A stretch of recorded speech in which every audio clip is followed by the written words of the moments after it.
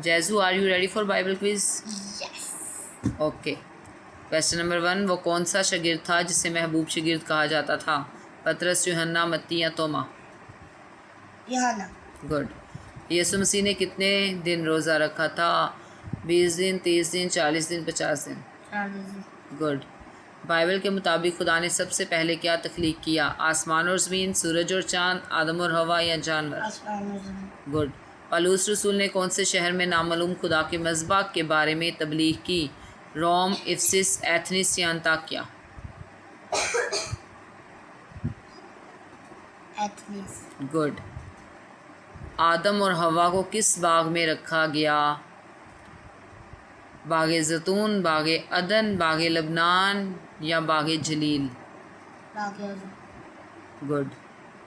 Bible में कुल कितनी किताबें हैं? 39, 50, 66, 27? 66। Very good. मूसा ने बनी इसराइल को किस मुल्क से निकाला?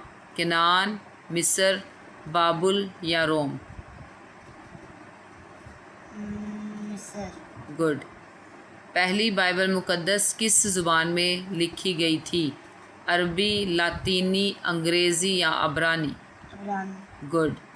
बाइबल के मुताबिक सबसे पहले कौन सा गुनाह ज़मीन पर किया गया था?